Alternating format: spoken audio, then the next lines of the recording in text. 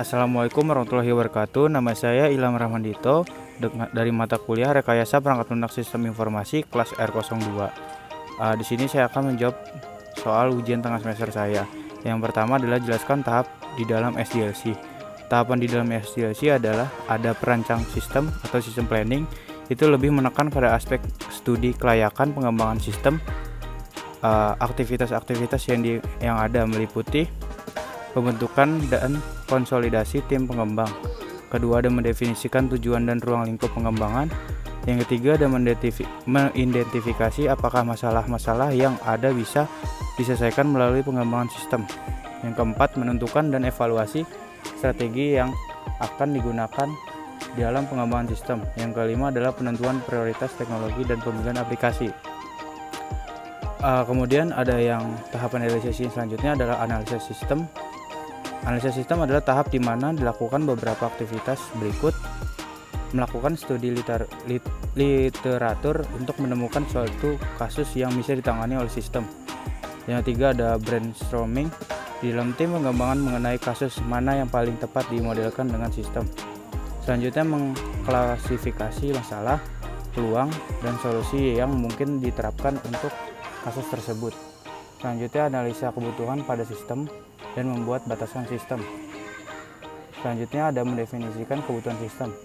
Selanjutnya tahapan SDLC ada perancangan sistem, yaitu pada tahap ini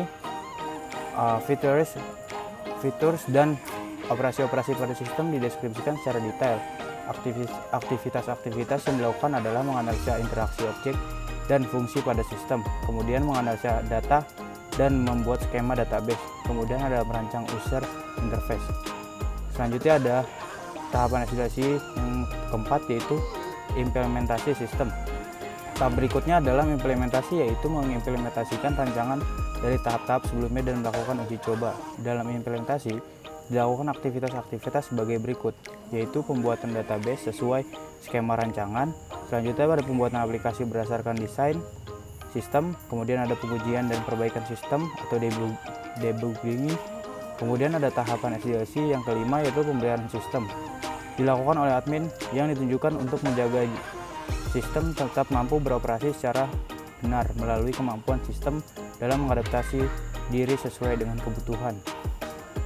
Kemudian ada soal nomor 2, yaitu buatlah tabel tentang perbedaan dari model sistem prototyping, waterfall, spiral, dan RAD. Di sini saya sudah membuat tabel, yaitu model waterfall yang sistem kerjanya itu proyek dibagi menjadi beberapa fase yang berurutan dan beberapa tumpang tindih dan splashback diterima antar fase. Kalau RAD itu model RAD hampir sama dengan model waterfall. Bedanya siklus pengembangannya yang ditempuh model ini sangat memendek dengan penerapan teknik yang cepat. Upaya yang selanjutnya ada prototyping, itu upaya untuk mengurangi resiko proyek yang melekat dengan memecah proyek ke dalam segmen yang lebih kecil dan menyediakan lebih banyak keindahan perubahan selama proses pembangunan.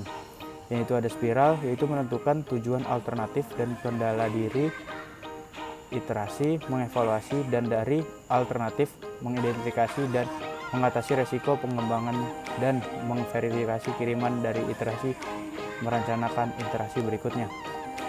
Perbedaan selanjutnya ada penekanannya. Penekanan dari waterfall yaitu penekanan PAD, perencanaan, jadwal waktu, tanggal, target, dan implementasi dari keseluruhan sistem pada satu sistem. Kalau RAD menekankan pada siklus pembangunan pendek, singkat, dan cepat.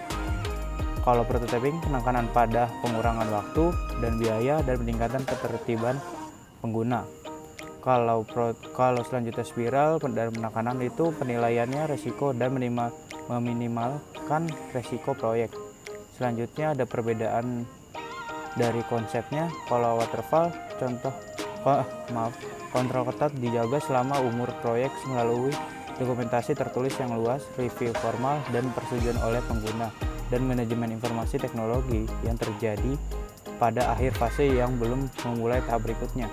Kemudian kalau RAD Rapid Application Development menggunakan metode iteratif atau berulang dalam mengembangkan sistem. Kalau prototyping yaitu kecil mock up dari sistem yang dibentuk setelah melalui proses berulang-ulang sampai memodifikasi.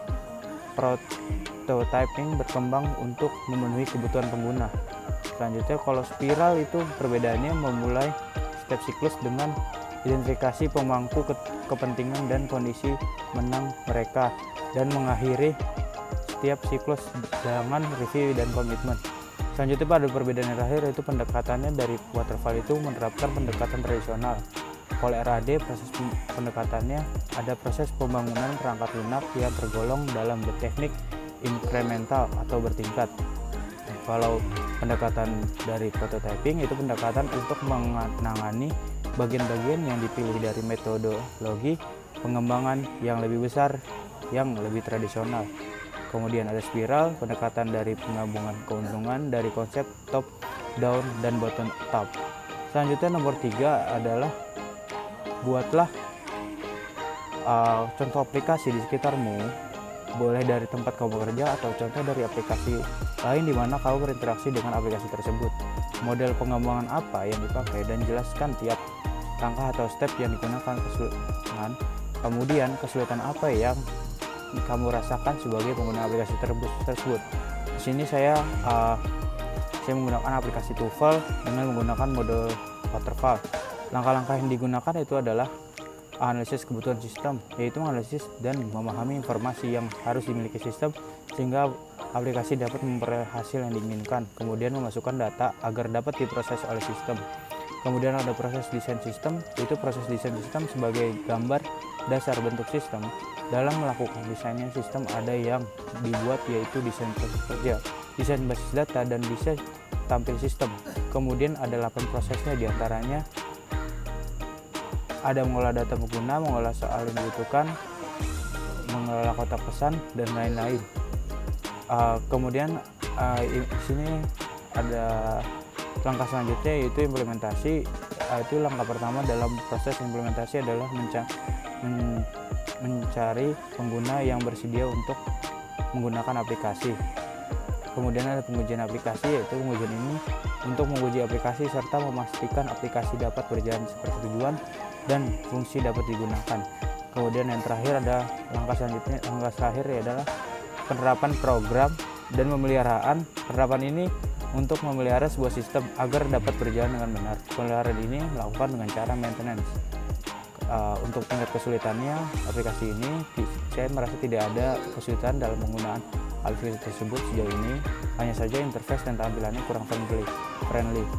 Sekian jawaban dari saya. Wassalamualaikum warahmatullahi wabarakatuh.